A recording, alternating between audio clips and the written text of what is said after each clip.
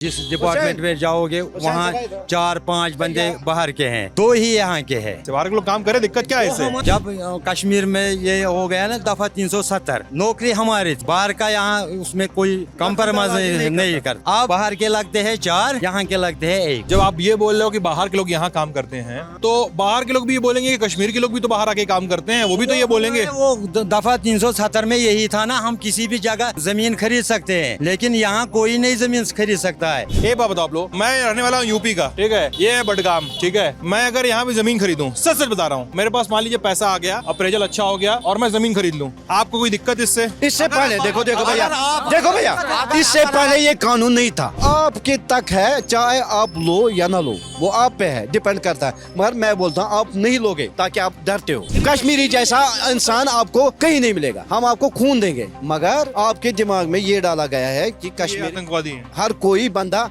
आपके साथ गलत कर सकता है। मुझे आपको नहीं बेचना है। दिल्ली में जब 26 जनवरी आता है या 15 अगस्त आता है, जो कोई भी कश्मीरी किसी होटल में होता है, उसको बोलते हैं भाई निकलो। या ऐसा होता है? मेरे साथ हुआ। यहाँ तक कि अगर मैं 26 से पहले 2 दिन 3 दिन जाऊँ दिल्ली, होटल वालों का अपना प्रोसीजर है, अपना आधार कार्ड दो। जैसे ही वो देखते हैं ये कश्मीरी है, वो बोलते हैं रूम नहीं है। वजह क्या है? क्योंकि वजह ये है, वहाँ की जो पुलिस है, वहाँ की एडमिनिस्ट्रेशन है, वो होटल वालों को साफ साफ बोलते हैं कोई भी कश्मीरी बंदा मुझे होटल में नहीं चाहिए। क्या यहाँ पे नेता लोग बात करेंगे केवल? ना हम बोलेंगे, हाँ? हम बोलेंगे, हाँ, बोलेंगे जी, पक्का पक्का। लोग तो बोलते हैं कश्मीर में लोग डर रहे हैं बात करने से, मीडिया से। ना कैसे डरेंगे, क्यों डरेंगे? हाँ? किस बात से डरेंगे? अच्छा, किस बात से डरेंगे? नहीं, वो बोलते हैं कि बोलेंगे तो पुलिस उठा ले जाएगी। ना ना ऐसी बात नहीं है। ऐसा नहीं होता। वो राज खत्म हो गया, वो राज खत्म हो गया। बस हो गया खत्म। 370 हटने में ठीक हो गया सब, ये बोल रहे हैं? ना वो बात नहीं, 370 हटने से वो बात नहीं है कि ये बोले, उसके पीछे पीछे क्या हंस रहा है वो, देखिए। हाँ, जब भी कश्मीरी बोलता था वो हमेशा बोलता था, सुनने वाले कम थे। अब जैसे मतलब वैसे जो गवर्नमेंटें आती थी, जहाँ ये राज आया था मतलब गवर्नर, तब से मतलब आम बंदे को कोई फर्क नहीं, चाहे कोई भी आए। मतलब हमने इसलिए वोट दिया है ताकि हमें आसाइश मिले, क्या मिले ना हमें थोड़ी सहूलत मिले हर चीज़ से, चाहे महंगाई हो, एजुकेशन सेक्टर हो, हेल्थ हो। इसमें हमें बिजली का मतलब हम देते थे 370 से पहले हम 300 देते थे, अब 1800 हो गया बिजली का बिल। बेरोजगारी है। देखो, आप बोले तो डरते नहीं है कोई, सब भाग रहे हैं। भाग इनको क्या है, भागने दो, कोई बचे हैं, ये क्या बोलेंगे। जब से 370 खत्म हो गए ना, हम यहाँ कश्मीर में सब कुछ खत्म हो गया ना। हम मुलाजिम लगते हैं, बाहर से आते हैं, सब कारोबार भी खत्म हो गया है। जिस डिपार्टमेंट में जाओगे वहाँ 4-5 बंदे बाहर के हैं, 2 ही यहाँ के हैं। तो बाहर के लोग काम क्या कर रहे हैं, दिक्कत क्या है इससे? बाहर के लोग काम करे, दिक्कत क्या है इससे? हमारी हक था, क्या निकलता है? वो हमारा हक था पहले। जब कश्मीर में ये हो गया ना दफा 370, नौकरी हमारी थी, बाहर का यहाँ उसमें कोई कंप्रोमाइज नहीं करते। अब बाहर के लगते हैं 4, यहाँ के लगते हैं 1। अच्छा, आप ये कह रहे हो कि बाहर के लोगों को ज्यादा तरजीह दी जा रही है, यहाँ के लोगों को कम तरजीह दी जा रही है। जाती है। आप किसी भी डिपार्टमेंट में जाओ, वहाँ बाहर के 4 होंगे, यहाँ के 2 होंगे। लेकिन एक बात बताओ चाचा, जब आप ये बोल रहे हो कि बाहर के लोग यहाँ काम करते हैं, तो बाहर के लोग भी ये बोलेंगे कि कश्मीर के लोग भी तो बाहर आके काम करते हैं, वो भी तो ये बोलेंगे। वो दफा 370 में यही था ना, हम किसी भी जगह जमीन खरीद सकते हैं, लेकिन यहाँ कोई नहीं जमीन खरीद सकता है, क्योंकि यहाँ ये हमारे खुद में एग्रीमेंट हुआ था। इनका कहना है ये एग्रीमेंट हुआ था, वो खत्म किया उन्होंने। तो यहाँ पे अभी मैं जमीन खरीद सकता हूँ कश्मीर में? होगा, क्यों नहीं? मैं यूपी का रहने वाला हूँ। हो क्यों नहीं खरीद सकते? पैसा ले लो। आपके पास जमीन? हाँ, और कहाँ पे है? यही पर आसपास। कितनी जमीन है? अरे रुकिए, जमीन का सौदा तय हो रहा है। कहाँ पे जमीन आपकी? है ना जमीन। अरे सड़क थोड़े खरीद लेंगे पब्लिक। ये भी खरीद सकते हैं आप कोई प्रॉब्लम नहीं है, आप खरीद सकते हैं, ऐश करो। अच्छा, एक बात बताओ, ऑन अ लाइटर नोट, अरे भाई साहब देखो, बोलना है तो कैमरा घूम जाएगा, ज्यादा हल्ला करो कैमरा घूम जाएगा उधर आपकी तरफ। एक बात बताओ आप लोग, मैं रहने वाला हूँ यूपी का, ठीक है, ये है बडगाम, ठीक है।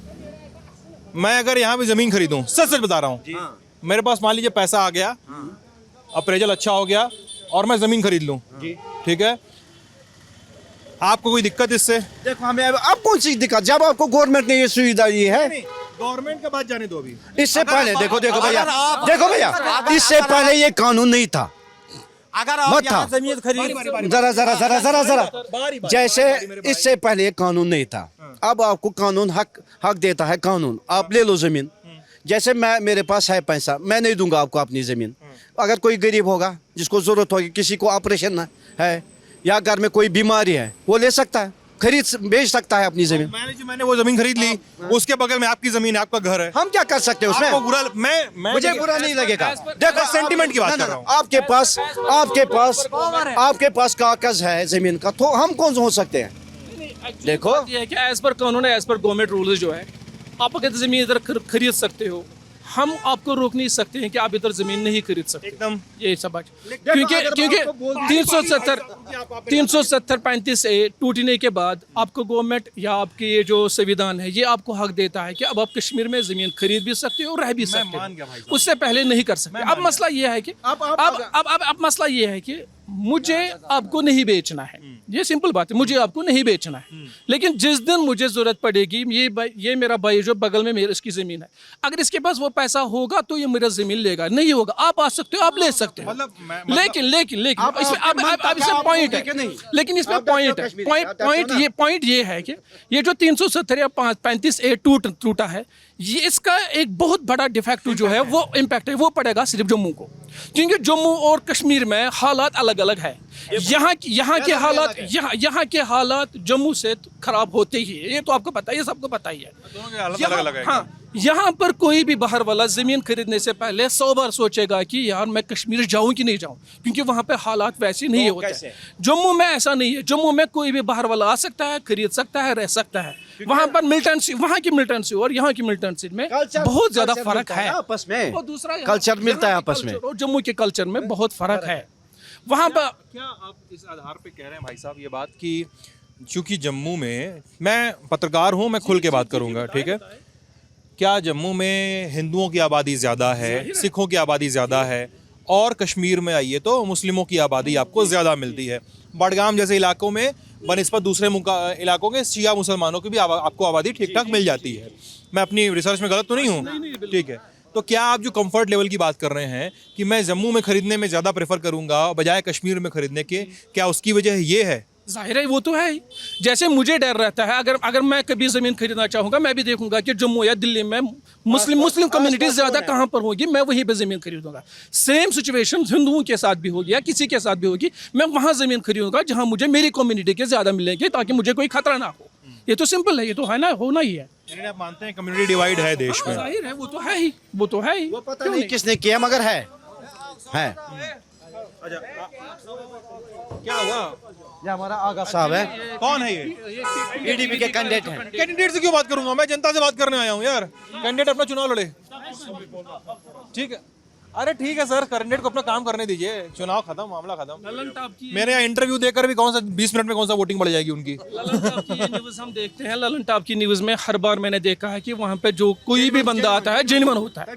वो ललन टॉप का जब मैंने आपको इंटरव्यू करते हुए नहीं देखा है, जो मीडिया पे मैंने देखा है, वो जो कोई भी उसके सामने होता है, वो उसके सवालों से वो सवाल उसको जेन्युइन करते हैं। मुझे देखें चाहे ना देखें, आप भरोसा करके मेरे पास है, हाँ, मेरे लिए ये बहुत बड़ी बात है। देखिए, मैं बात ज़मीन पर टिकाना नहीं चाह रहा हूँ, ठीक है। अभी आपने कहा कि आपको कश्मीरियों से डर लगता है, आपने कहा ना, वो बात मैंने सुनी और इस पर भी मैं पकड़ के बैठा था। मैं भाई साहब कैमरे बता दूं, कुछ चीज से भी नहीं डरता हूँ, मैं सच बता रहा हूँ। अरे सुन तो लीजिए मेरी बात, अरे मेरी बात तो सुन लीजिए, मैं डरता तो किसी से भी नहीं हूँ, नंबर 1, ठीक है।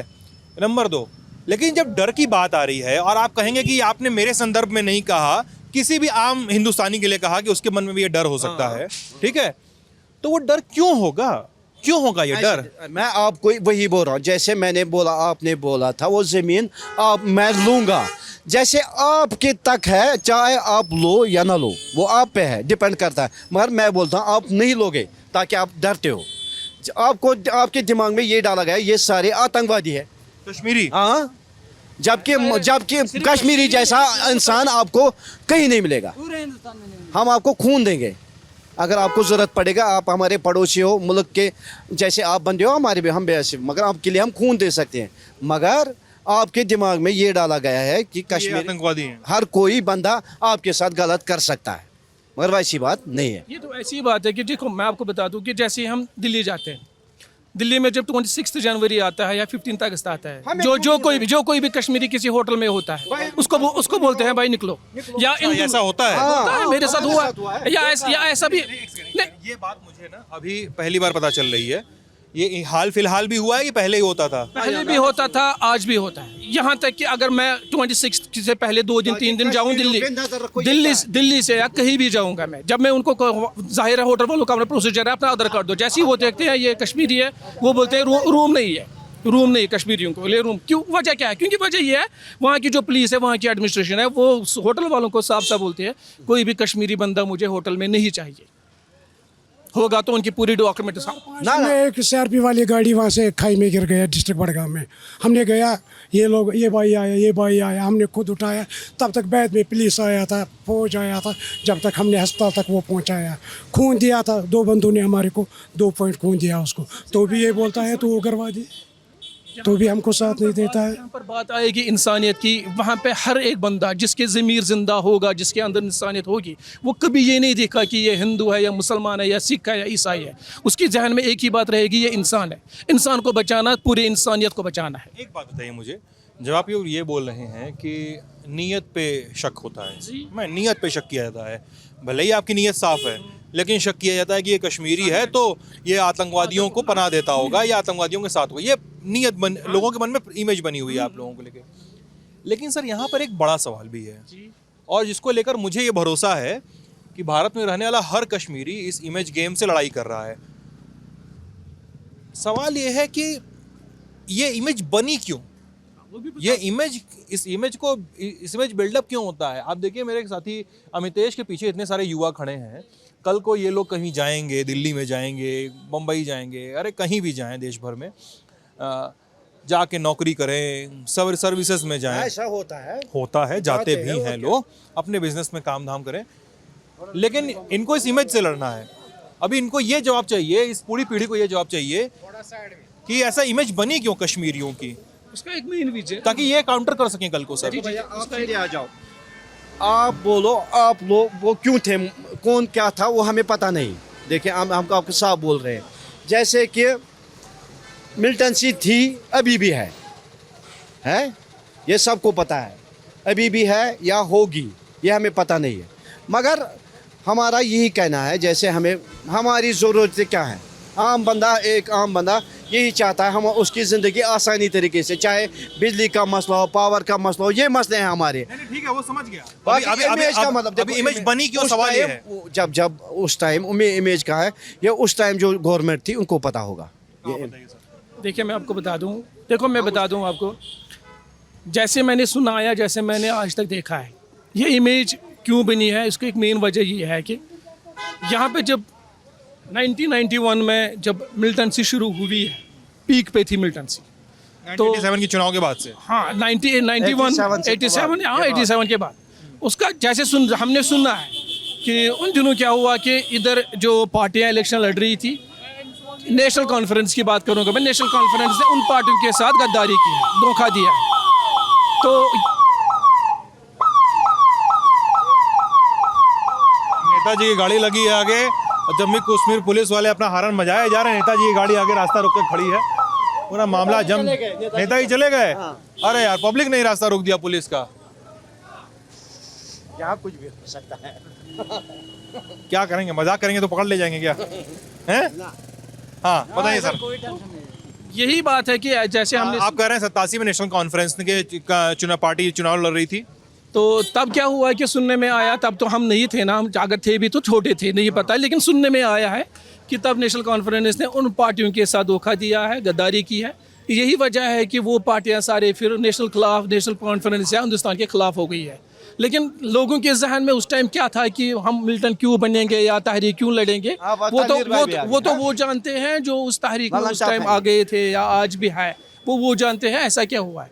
लेकिन कुछ अरसे पहले की बात क्या करूँगा मैं, यहाँ पे अगर जैसे आप यहाँ खड़े हो, कोई भी बंदा आता भाई इधर क्यों रुके हो, मतलब 2-4 इधर इधर क्यों रुके हो भाई, ये अपनी घर है हमारा, दुकान है मेरा, इधर मेरे कस्टमर्स है, वो ये नहीं सोचेंगे भाई ये यही कहा है, इसके दोस्त इधर बात कर रहे होंगे, आएंगे बोलेंगे क्यों रुका इधर, चलो घर जाओ निकलो।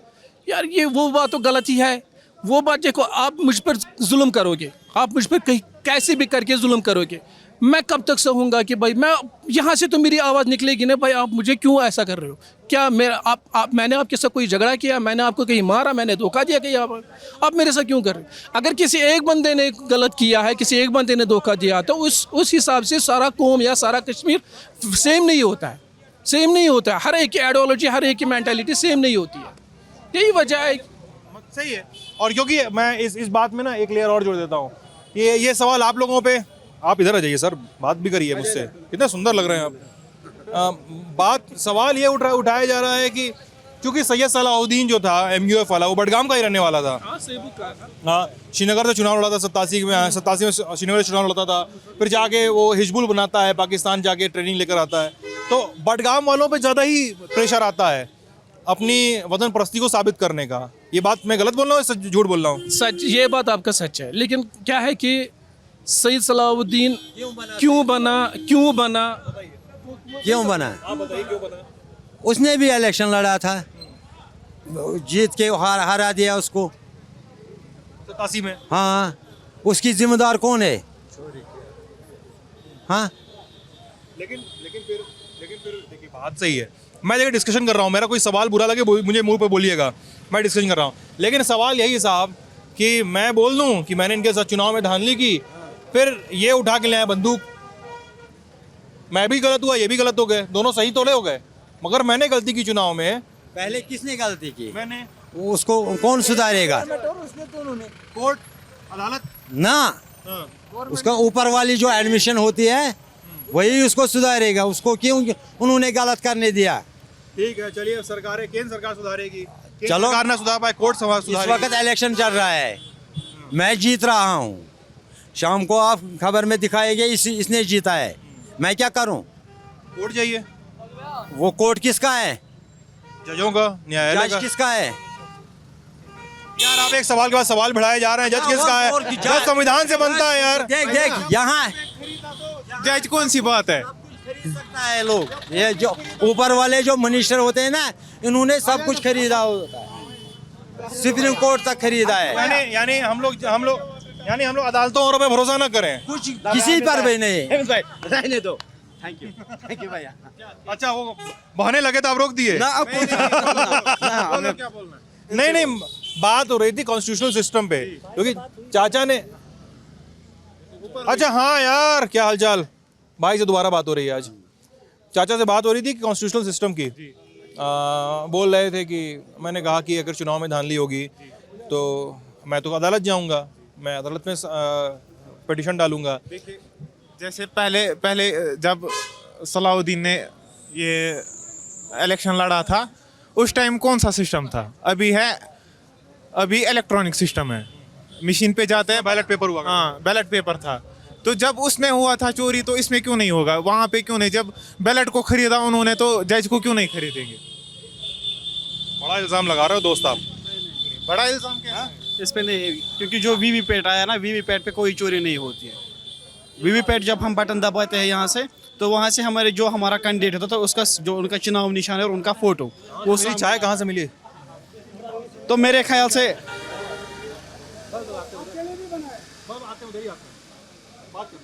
मेरे ख्याल से कोई चोरी नहीं हो सकती, क्योंकि फेयर इलेक्शन हो रहा है। इलेक्शन फेयर हो रहा है, फेयर हो रहा है। इससे आपका मसला सॉल्व होगा इस इलेक्शन? इंशाल्लाह इस साल हम इस वक्त हमें आज का इलेक्शन हो रहा है, हमें बहुत उम्मीद है इसमें, उम्मीदें हैं इससे। बहुत उम्मीद है इसमें। भले ही जो भी आने वाली सरकार होगी वो जम्मू एंड कश्मीर के लिए अच्छी होगी। ये हमारे लिए इंशाल्लाह हमें बहुत होप है इस टाइम। अरे आप बोलिए, आप उसको क्या सीख दे रहे हैं? आप बताइए क्या बोल रहे हैं? बस हमने बात किया था, चाय पियो। चाय तो पियेंगे ही। आ जाओ। आपको कुछ बोलना है? नहीं, चलो। बोलना है तो बोल दीजिए। बस इस बार कश्मीर बदले। आपको और कुछ बोलना है? इनसे पूछो। Thank you so much. ना बस थैंक यू, चाय पीते हैं, चाय पीते हैं। रहने दो, आप ये बंद करो और चाय पियेंगे। चाय पिए पक्का? पक्का। चलिए हम लोग चाय पियेंगे, मैं और मेरे साथी अमितेश। ये बडगाम के लोग थे, अपनी बड़गाम इचगाम। बडगाम इच गांव के लोग थे। और कुछ पूर्वा माझा भी बताना है हम और आप एक है। और चलिए आप ललन टॉप देख रहे थे, बहुत बहुत शुक्रिया।